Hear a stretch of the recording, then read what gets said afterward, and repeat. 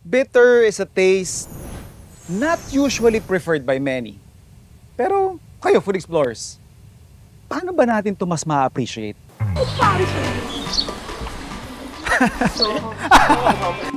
Pait baka mo. Dito niya ata linabas lahat ng pait niya sa buhay, guys. Kape, kokwa, palaya, inigtot. Hindi lang sila mapapait na inumin at pagkain. Sumasalamin sila sa ating pagkakakilanlan at mayamang pinagbulan. So we are the 16th farmer in the world to be designated an heirloom variety noong 2019. Tapos usually po, Sir Maki, sa isang puno, mga ilang piraso ng bunga ang kaya niyang i-produce? Sa estimate ko siguro kaya niya magbigay hanggang mga 50 piraso? 50 piraso. Muli tayong maglalakbay para ibida ang lasa na may malalim na koneksyon sa ating kultura at may malaking ambag sa hinaharap ng ating ekonomiya. Tonight, let's discover why bitter is also better.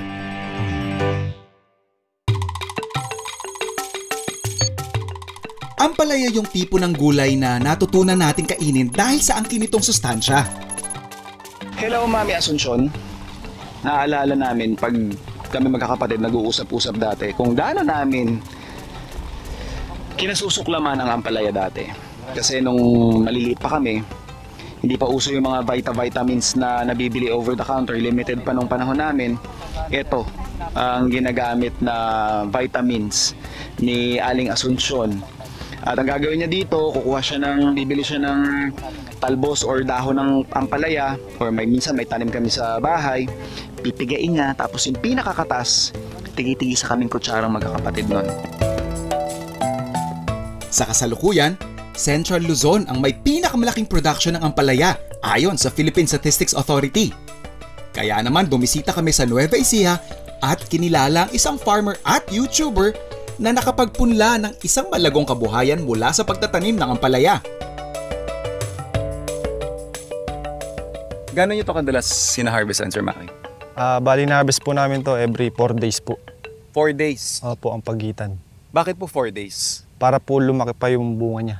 Kasi Yun yung pinakasakto? Opo, pagka po hinarvest kasi natin siya ng alanganin, kagaya po nito, sayang. Sayang po. Kasi pagka makikita mo naman sa ampalaya, pagka pwede na siyang ma-harvest, yung kilabot niya na to malaki na. Ibig sabihin yung mga ano niya na yan, dapat nakalobo na siya. Okay. Ito mismo. Yung mga kilabot niya na yan. Kilabot ang tawag. Dapat mas umbok? Mas maumbok po. Parang ganito po. Ayun, Mas okay. maumbok siya. So ito, pwede na tong harvest. Sa pag-aalaga, sir, ng ampalaya, may usual ba kayong pesting nakakalaban? Meron po, marami po. Parang ito. Yan, kagaya po niyan, natusok po yan ng fruit fly. Kung tawagin po namin, putakte. Once na tinusok po niya, mag-iiwan na po siya ng mga uod sa loob. Kaya naninilaw po siya. So ito, pamula buto hanggang sa matapos yung season niya, gaano po katagal inaabot? Kadalasan po inabot po ng 5 to 6 months. 5 to 6 months? Mula, Pinaka-life cycle opo, niya? yun na po yung pinaka-life cycle niya. Ano po ito? Pagka-harvest, hindi na pwedeng patubuin ulit, gano'n? Pagka-harvest po niya, hanggang 15 harvest lang po kami.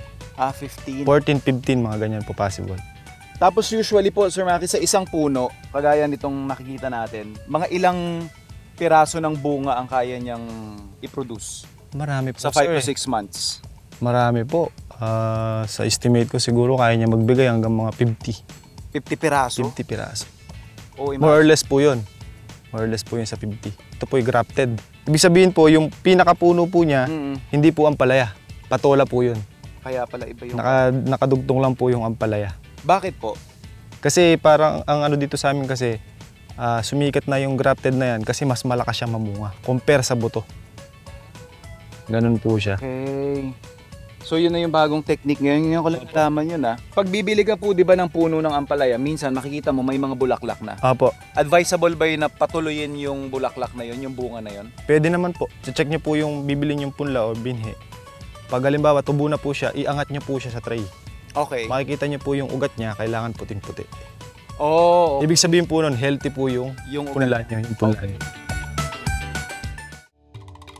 Nasa Lucky Farm pa rin tayo ni Sir Maki dito sa Nueva Ecija. At oras na para ipagluto ko kayo ng isang putahe na talaga namang kukumbinse sa mga hindi kumakain ng ampalaya.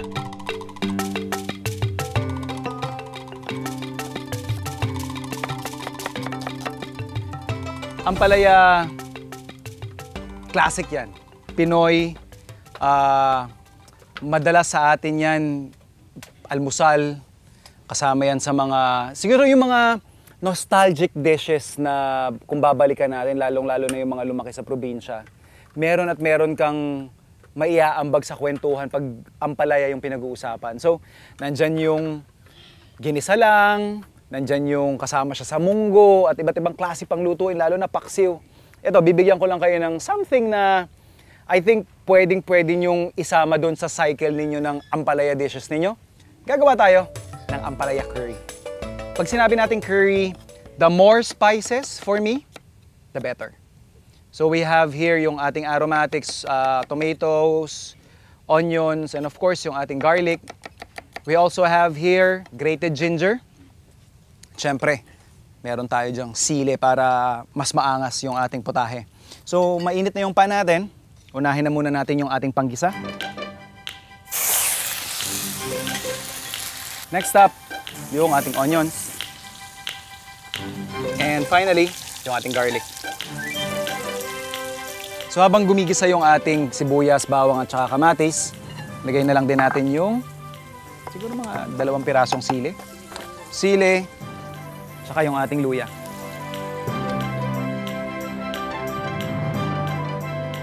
And then, yung ating cumin powder.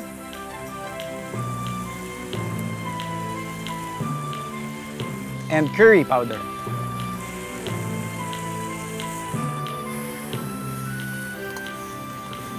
And then, yung ating gata. Then we'll just season this with some fish sauce and brown sugar.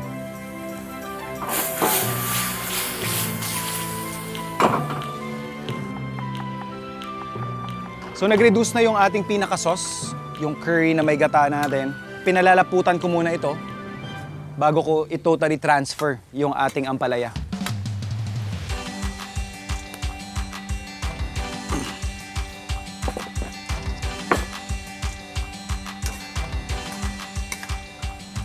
Ilalagay lang din natin yung talbos ng ampalaya.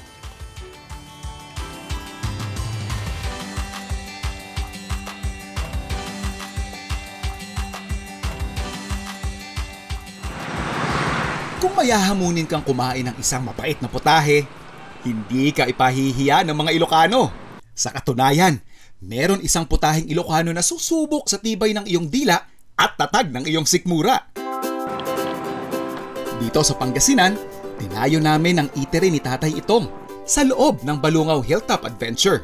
Ang mga bisita rito ay napapalaban sa kainan kapag hinainan sila ni Sir Barlito ng kanyang kinigtot. Pag sinabi ba natin kinigtot, ano bang ibig sabihin nito?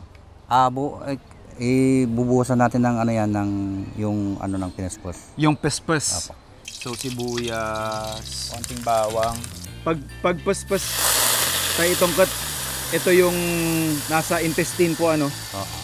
Pag nagpapapaitan kasi yung ibang mga Ilocano, syempre parang substitute na ginagamit namin is yung apdo. Pero in fact, talaga pag sinabi mong papaitan or ito yung variation is kinigtot, yung paspas talaga yung kailangan kasi yung apdo, masyadong matalas yung pait niya.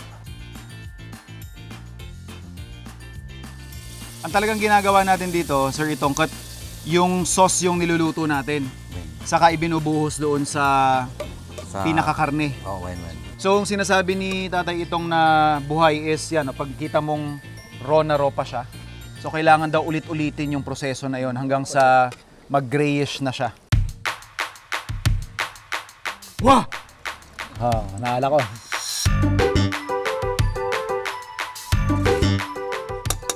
That's it, pansit. Yung pait nung paspas, tapos yung bite nung ating sibuyas na hilaw, tapos yung timpla ni Sir Dido na kwan. Simple lang.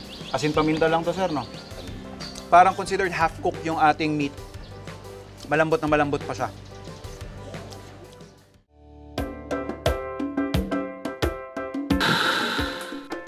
pampagising, pampainit, Ah, wow! pampahappy. Whether mag-isa o may kasama, drink of choice ng marami, kape. Ang inuming may taglay na pait, ngayon ay mabibili mo na sa iba't ibang specialty concoctions.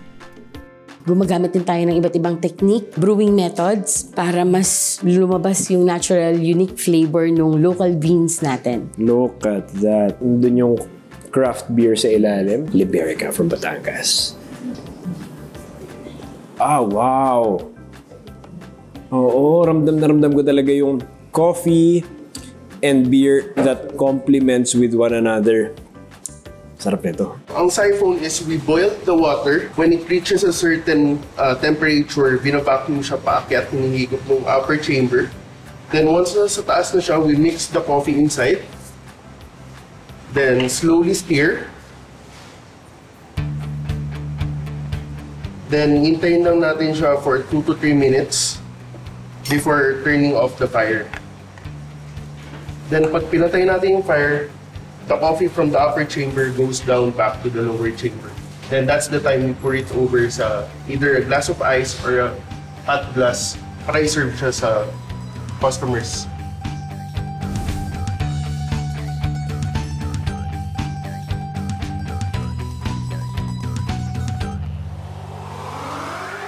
Sa mga coffee beans namin, nagsiserve kami ng local coffee beans and international coffee beans. Ang pinaka binibili sa amin is yung local coffee beans. Sineserve namin siya pwedeng sa ice, hot, or frap po. As in, pagising ko sa umaga, ito yung una kong hinahanap, which is coffee. And ito yung Kalinga Hot Latte nila. Grabe. Sobrang sakto niya. For me, kasi mahilig ako sa like strong coffee. Rock salt because I'm using Lingayen rock salt. Sa darating na mga taon, inaasahan ang malaking ambag ng kape sa beverage industry ng Pilipinas. 200 billion pesos to be exact bago matapos ang dekadang ito. Sa ngayon, Pilipinas ang ika-14 na pinakamalaking producer ng kape sa buong mundo and the second largest coffee consumer in Asia. I must say, nasa infancy tayo pero papunta na tayo doon. So there's a lot of coffee roasters na rin dito sa Pilipinas na kagaya ko na mga independent na nagsusupply ng local coffees. Kami kasi may kakayahan na magbenta ng local coffees in a manner na we can pay the farmers yung rightful price. Depende dun sa kanyang quality. Kahit may namamayagpag na career si Mark abroad, nagbalik siya sa Pilipinas para ibahagi ang kanyang kaalaman bilang coffee roaster, teacher, and entrepreneur. Ang coffee kasi, trinit natin, parang normal drink lang. Pero actually, there's more to it. Marami pang varieties na pwede nating matanim dito sa Pilipinas and also ma-process ng maayos. Meron tayong 4 na varieties ng kape. Arabica, Robusta, Excelsa, and Liberica. Magkakaiba ang pinagmulan ng mga ito at bawat isa ay may taglay na distinct flavor profile. Arabica at Robusta ang karaniwang matatagpuan sa mga coffee shops. Ang sabi nila, kaya kang ipagtanggol ito hanggang 3 araw. True yun. It's actually made from gingoog beans from Misamis Oriental, di ba? So, kapag gusto mo magising, pag gusto mo mabuhayan, this is your go-to. Matapang siya, yung tipong kaya kang ipaglaban. I like it. I really like it. Kami, as a coffee roasters, dapat binibigay namin yung transparency sa mga Pilipino, sa mga drinkers, kung ano yung coffee, saan galing, hindi lang yung brand namin, pati yung farmers dapat ipakilala namin. Dito sa kanilang warehouse sa Cavite, pinasinayanan ni Mark at Brian ang modernong teknik ng coffee roasting.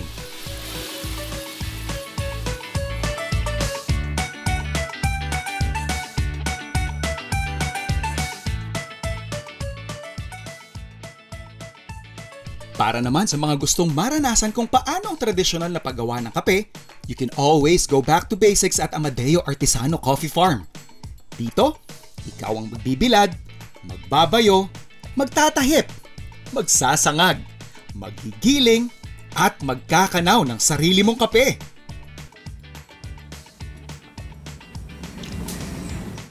Kasabay ng paglago ng coffee culture sa Pilipinas, Pangarap din ni Mark na maibigan ng mga Filipino ang isa pang produkto na patuloy niyang dinedevelop.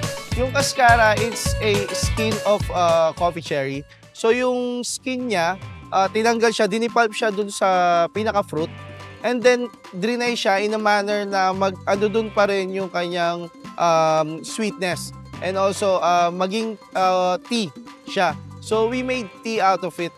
Sa ibang bansa, yung mga top varieties ng Arabicas, yung mga nag-grade ng 90+, sila yung mga napipili na gawin siyang tea. Tata Predo is, the owners are friend of mine. And ako rin yung naging consultant nila sa coffee. So I believe that kapag nagtanim tayo ng marami, masusolusyonan yung sustainability dito sa Pilipinas ng kape. At may iwasan natin yung pagkuha ng kape sa ibang bansa. Ang pamilya Puente Espina ang isa sa mga malalaking suppliers ng tsokolate dito sa Davao. Sa loob ng Golden Sunset Farm, ipinakita sa atin ni Sir Rex kung paano nila napapanatiling perpekto ang kanilang produkto. Yung bulaklak, only 5% of the flowers become a fruit. Pag mga ganito, sir, from flowering hanggang sa harvesting, gaano pong katagal aabutin? Mga 5 to 6 months siya. Ang masaya kasi dito, sir, we're having siguro an in-depth absorption of information na hindi lang kasi when you talk about chocolate, napakadali kasing bumili lang sa store. But when you get to know yung specific process, magkakaroon ka ng bagong appreciation. Exactly, And we're just talking about harvesting. What would be the next step? Pag harvest, dadali na namin doon sa fermentary.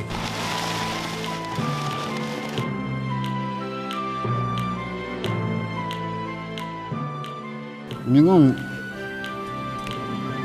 Tamis? Pero ang ano kasi niya, parang yun, so tutulo dito, and then kukolect namin dyan. At the end of the day, i-pasteurize namin siya. Hahakutin na to, pag medyo madami-dami na, hakutin sa container po natin. Tapos ihakutin papunta doon sa fermentary box. Dito po yung sinasabi ninyong kung saan nanggagaling or nangyayari yung magic. Where the flavor is being developed. Napansin ko lang po dun sa setup ninyo. Kanina po kasi napansin ko nung may mga nagsasalin, parang may levels pala ito. Opo, kasi dinesign to na 3 level para dali lang i-turn. So for ease of turning the beans, ganito yung setup. So dito day 2 muna. Ang day 2 usually basa pa man basang-basa pa si so may drippings talaga yan. Kinukuha rin po ba natin yung drippings? Kinukuha natin yan para gawin cacao juice or cacao vinegar. Alright. Oo, so ipadrip muna natin ang cacao, and then after 2 days, turn mo na yun siya. Yun na yung mag-heat up na yan siya. Yes. Ang magsa-start na yan ng fermentation, umaakyat na yan ng mga tag 45 to about 50 degrees Celsius. Yes. 2 araw siya doon, and then ito-turn mo na naman siya on the 5th day, ito-turn mo na naman siya. After fermentation, 6 days doon. On the 6th day, lipat na natin sa dryer. So, sinahakot doon yung sun dryer. Sun dry. Naka-plastic siya para hindi siya mabasa. Every 2 hours mo siya i-turn. Actually, turn, yes. Ikalat mo lang para mag-dry. Pantay yung dryer. So dito na namin sinusort. So another important step na post-harvest step for creating good quality chocolates. Ito po yung tinatanggal natin. So maraming klaseng defect. Merong ito broken. So hindi natin sinasali yan. Broken. Tapos merong double. Yung double yung magkadikit kanina. Double tawag namin dito. Ibig sabihin po yan, nag-mold. Triple. That also explains kung bakit ganun kasarap yung masasarap na tsokolate. Because your commitment nga po, as we were saying, to quality, talagang nandun. Kasi pag hindi mo siya inalagaan, lalabas at lalabas dun sa produkto mo sa lasa. May experience yun ng inyong buyers, ng inyong consumers. So sila talaga at the end of the day ang judge din. I think I've mentioned this multiple times in the past. What really makes my job exciting is when I get to encounter exciting ingredients. And second, yung makakwentuhan, maka-jamming, yung mga passionate na farmers na kagaya ni Sir Rex. And alam mo yung damang-dama mo yung pagmamahal nila doon sa produkto nila, yung dedication nila. And perfecting their craft. To honor yung kanilang sakripisyo, dedikasyon, kailangan ma-highlight ko yung produktong pinag-investan nila ng oras at panahon. Gagawa tayo ng steak at yung gagamitin nating sauce, yung kanilang dark chocolate, at eto, first time ko nakita yung kanilang cacao beer. So I'm just preparing ang ating onions na gagamitin natin mamaya for the sauce while we're increasing yung temperature ng ating pan. Also, yung ating garlic, pang-i-infuse natin dun sa oil, and at the same time, gagamitin natin garnish later on. Generous amount of oil, at habang hindi ko pa nilalagay yung steak natin, ilalagay ko na yung ating garlic to again infuse yung flavor niya doon sa ating oil. So we're just gonna generously season yung ating steak. So I'm gonna use this side first.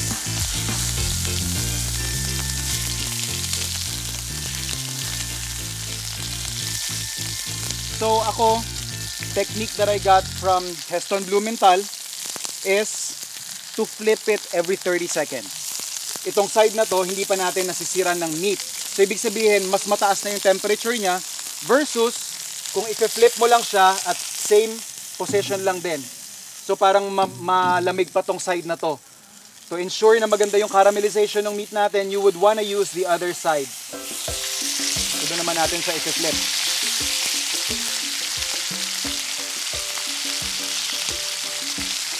So this is the browning that you're aiming for. Kasi mabilisan lang ito. We're just gonna add in our butter.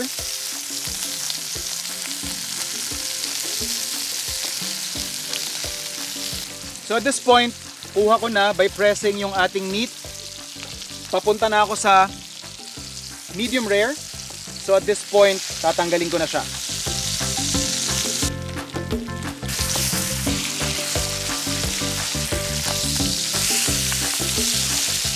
So in less than 10 minutes, ito yung caramelization na nakuha natin. And yung doneness, kung pipisilin ninyo, kung makikita ninyo yung bounce, medium rare, baby. And I'm gonna turn off the heat. Ito na yung sauce. Basically, we wanna maximize yung flavor na meron tayo dun sa pan. So ika-caramelize lang natin yung ating onions. And then later on, yung excess oil na yan, we're gonna pour it over doon sa ating steak para mas masipsip pa nung ating karne yung flavors na binuo natin dito. So we're just gonna pour the excess oil. Woo! We're just gonna pour in some acid. So gagamit tayo ng ating vinegar. And then we're just gonna reduce this down. I'm sure masarap na inumin to, pero gagamitin ko muna dun sa ating pinaka-sauce.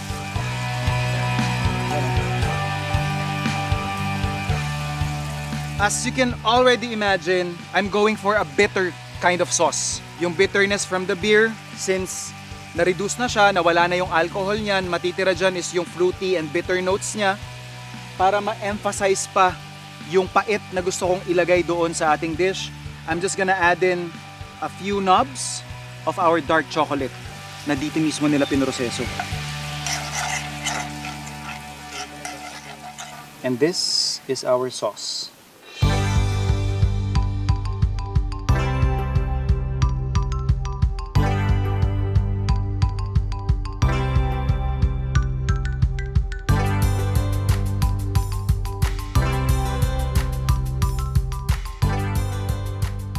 Anong nilagay mo dito? Ay, syempre, yung products po natin dito. We have the cacao, tableya, yung ating dark chocolate, and yung ating beer. So I'm aiming for the bitter flavor profile talaga. Yun, meron. Winner. Lami kayo. Lami. Okay. Lami kayo. Ayos. Yep.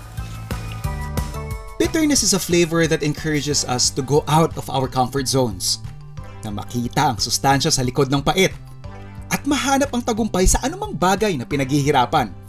Basta't patuloy kang nananalig sa iyong kakayahan at pangarap.